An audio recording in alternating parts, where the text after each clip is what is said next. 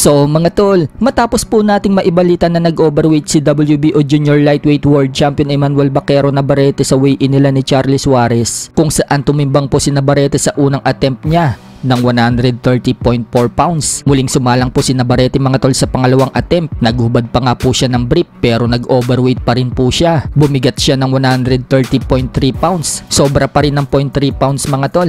Kaya binigyan po ng 2 oras si Navarrete para kunin ang 130 pounds limit. At pagkaraan po ng 2 oras, nakuha na po ni Navarrete ang tamang timbang. Bumigat na po siya ng 130 pounds. Sakto sa weight limit ng Junior Lightweight Division. At dahil dyan mga tol, tuloy na po ang laban na yan bukas ng umaga. Dedepensahan po ni Navarrete mga tol ang Junior Lightweight World title niya dito sa Pinoy. Marami po ang nagsasabi mga tol na tuyot daw si Navarrete at nangangamoy big upset. Kadalasan po kasi sa mga drain, humihina ang bodega. Kaya sinasabi ng mga expert, pagkakataon na umano yan ang kababayan natin na samantalahin ang magiging kahinaan ni Navarrete. Ang kailangan umanong gawin ni Navarrete mga tol, mag-invest sa body shot. Pero ayon naman sa iba, wag pa din daw pasisiguro. Dahil ibang level umano itong si Navarrete. May pusong kampiyon daw yan. Kahit minsan na siyang bumagsak sa laban, nakabangon pa at bumalik ng malakas at naipanalo pa rin ang laban. So tingnan na lang po natin bukas mga tol kung ano ang mangyayari sa laban na yan. Mahirap din kasi mag-predict dahil parehas may kamao ang dalawa. Ipanalangin na lang po natin na makuha ni Charlie Suarez ang minimitihin niyang world title. Kumpiyansa naman si Suarez mga tol na mananalo umano siya sa laban na yan.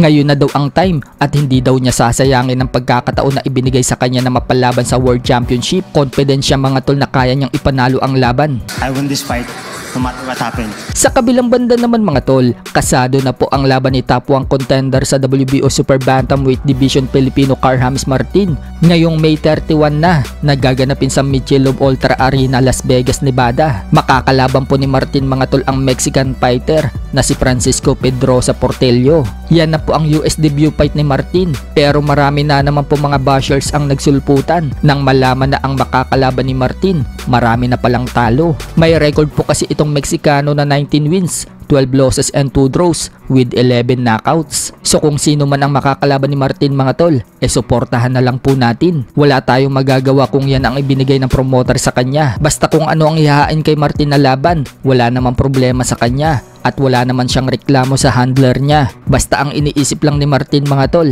manalo siya hanggang mapalaban sa World Championship. Sa ibang balita naman mga tol, nagpasalamat po si Mark Magsayo kay legend Manny Pacquiao na mag-comment si Magsayo mga tol sa isang video campaign na inilabas ni Pacquiao. Sinabi po kasi ni Manny Pacquiao mga tol sa video, inaamin daw niyang bobo siya. Pero siya daw yung bobo na mahigit 50,000 na scholar ang napag-graduate niya, na nakapagtapos na at nabigyan ng trabaho. Siya daw yung bobo na 2,000 bahay ang pinamigay niya sa mahihirap sa lugar niya. At siya din daw yung bobo na mahigit 2 billion pesos daw ang pinamigay niya noong panahon ng pandemya. Siya daw yung bobo na mahigit 200 milyon na naitulong niya sa mahihirap na may sakit. Inaamin na nga daw ni Pacman mga tol na bobo daw talaga siya. Bobong boksingero na obsis na mabigyan ng oportunidad ang mamamayang Pilipino na may hirap. So ito nga po yung komento ni Magsayo mga tol sa video na yan. Salamat Kuya Idol, madami kang natutulungan, totoong tulong. Kahit sa mga boksingero, ikaw ang nagbigay ng daan para sa amin lahat na mabigyan kami ng oportunidad na makalaban ng championship.